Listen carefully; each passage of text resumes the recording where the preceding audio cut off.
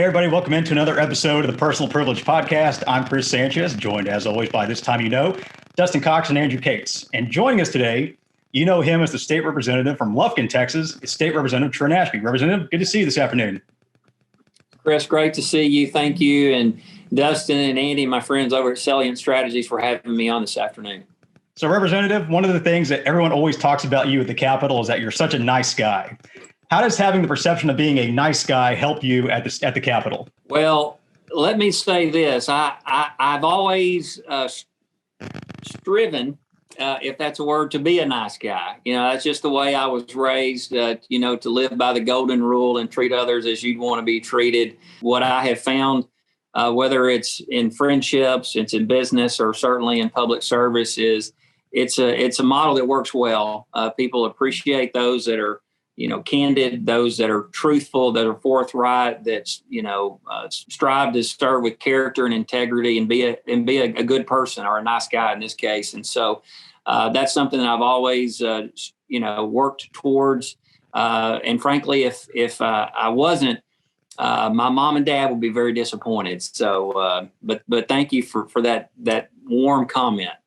So one of the common threads that we've seen appear in doing these videos with legislators is a lot of the legislators mention mentors that they've had at the Capitol that have been really helpful to them, and the fact that they are able to and value friendships across the aisle. So I wanted to ask you about your mentors and your friendships across the aisle. Well, I've got a lot of friends across the aisle, and I'm going to save that for the second part of the question. The first part, though, about mentors, I almost feel guilty mentioning just even a handful, because I've had so many. I've been so fortunate and blessed to have so many people that have, come alongside me from my first day in office, who have poured into me their time, their wisdom, and their resources to some degree. And so, I'm going to, I guess, take a personal privilege here. I know Dustin, he worked for one of my heroes, Jimmy Don Aycock. I think the world of Jimmy Don Aycock coming into the legislature, being elected off of a school board here in Lufkin. Certainly education was a big part of why I ran. It's still a big focus of what I do today.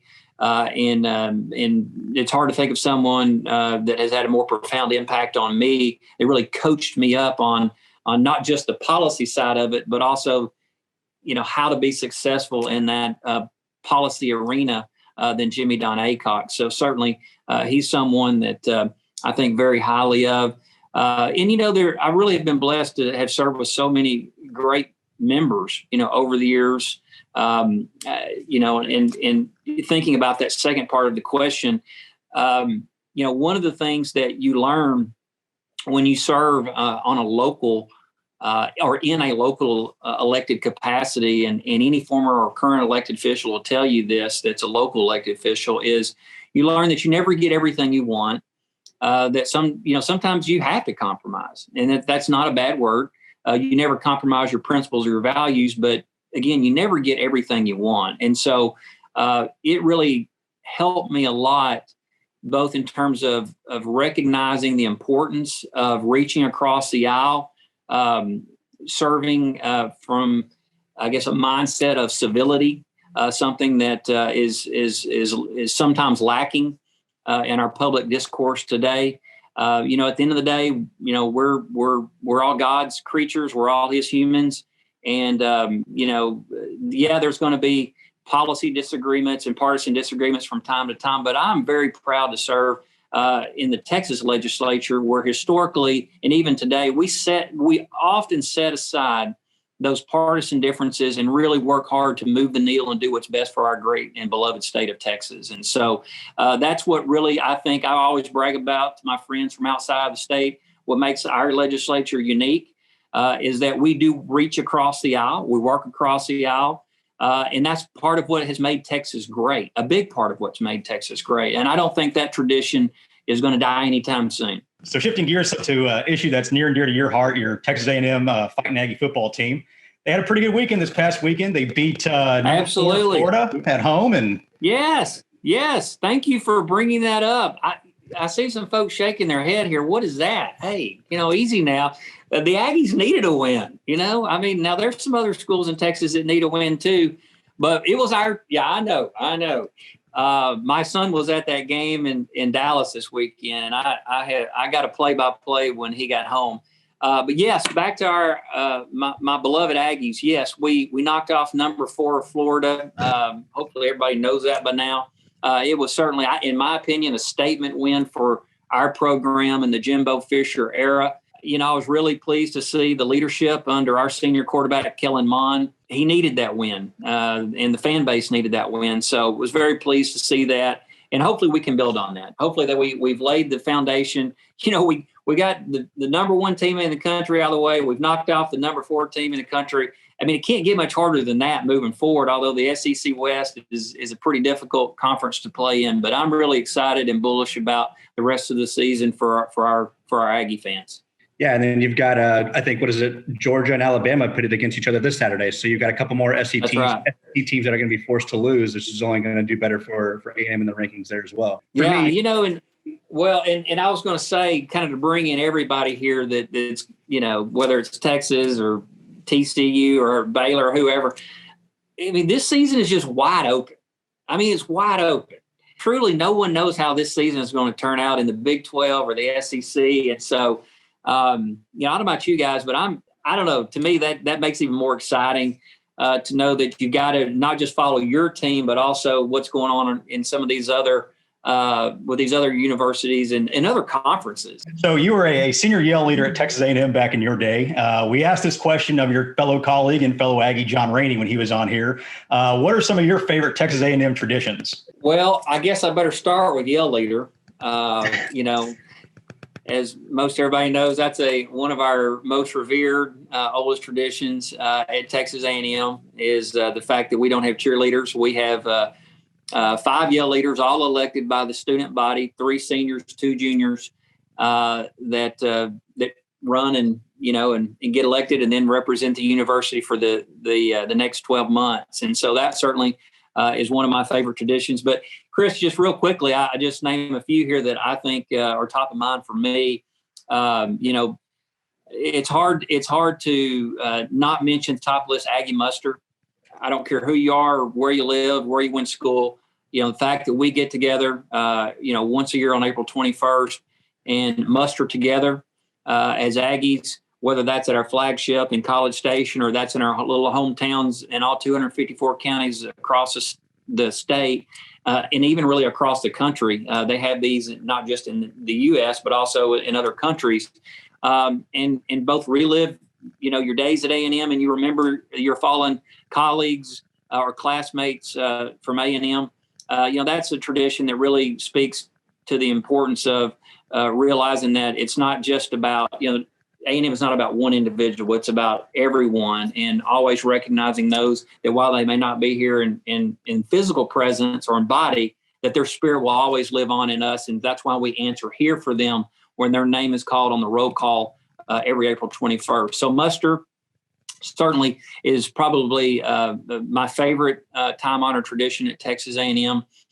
And then I would probably add Silver Taps, the 12th man. I will tell you, as a former student, I love sitting down to watch football games. But for 5 years, when I was at A&M as a student, when you stand up the whole game for 4 quarters and you're yelling your hiney off, you learn to appreciate when you get to that point where you get to put that sheepskin on your wall and get to sit down for those football games, because 4 hours is a long time to be standing on the third deck of Kyle Field in 100-degree heat in the month of August and September. So I love the 12th man tradition at Texas A&M.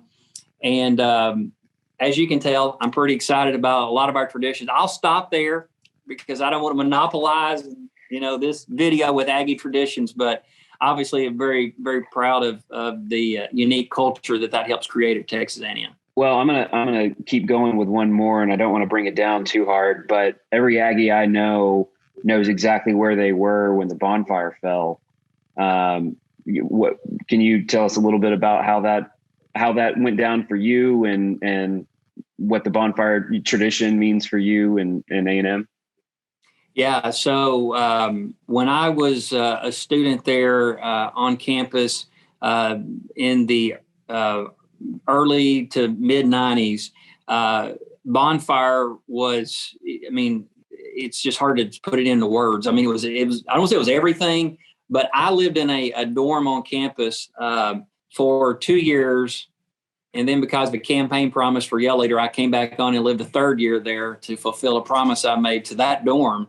But to that dorm, our single biggest unifying purpose was to help build bonfire. And so I was blessed to live in one of those dorms where it was like every day when you got out of class, you went to the stack.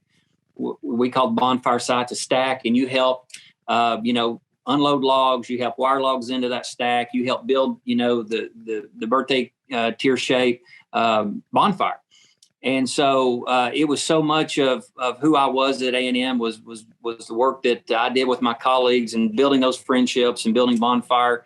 And then to see the collapse in 1999, I mean, it was surreal. It was unbelievable. I was living in Washington, D.C. at the time. And I remember, like you said, Andy, like yesterday, when the news broke that it had fallen. And, it was in the wee hours of the morning.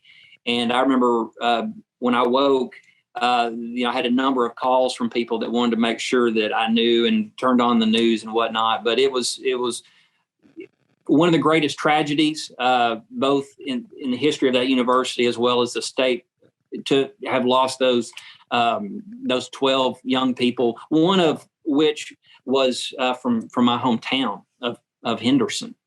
So it was a terrible, terrible tragedy. And, and there's a lot of people that on both sides, there's an off-campus bonfire today that still continues to burn brightly and brings tens of thousands of Aggies together every year. Don't know if we'll ever get back to a day where we can have an on-campus bonfire or not. Not saying that we should. I know there's a lot of discussion, has been for years about that. But yes, Andy, I've gone on here about bonfire, but it certainly is a very steep and storied tradition for Texas A&M. I was just going to mention, I didn't hear Northgate on there at all. I thought that was going to be for sure. Yeah. Well, I was too busy studying, Dustin, to go. Even though I lived on North Side, Northgate was kind of off limits to me because I really spent most of my time in the books. Me too. That's right. Yeah, right.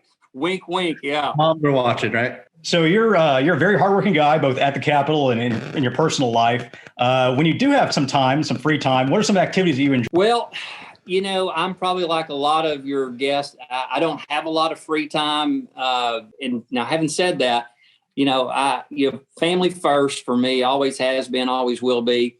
So when I'm not at the bank doing my day job, I've spent as much time as I can with my family. My oldest is now a freshman in college, so I have one left here that's a sophomore in high school. He's very involved in cross country in the fall, as well as in soccer in the spring. And so I'm up there early. Of course, raised on a dairy farm, I'm up early anyway every day. But he has to be dropped off at school. He's not quite 16, so he has to be there every morning by about 5:50 to get ready for 6 a.m. workout. So our day starts early at our house, and I wouldn't have it any other way. I spend time with the family, and then when I can, what I try to do, being raised on a farm, is to get back up to our farm. We have a family farm right next to where I grew up, next to my sisters and parents and whatnot. And so I get up there, and fortunately, the pandemic has created more opportunities for me to be up there. And so I've been up at our farm. It's a tree farm. So we get up there, we do a little hunting and fishing, and fortunately have good cell service there. So I get to follow on the weekends all of the sporting football activities in the fall and baseball in the spring. So it's a great place to spend time when I get to break away here from my hometown. Well, Representative, thanks for coming on today and joining us on the Personal Privilege Podcast. We absolutely appreciate it and appreciate your time. So thanks for coming on today. Chris, thank you, and Dustin and Andy for having me on today. This has been a lot of fun. It's it's always great to talk about things other than policy and politics. And so this has been a real honor for me to join the podcast today. And I wish you guys the best of luck, and you guys stay safe and take care.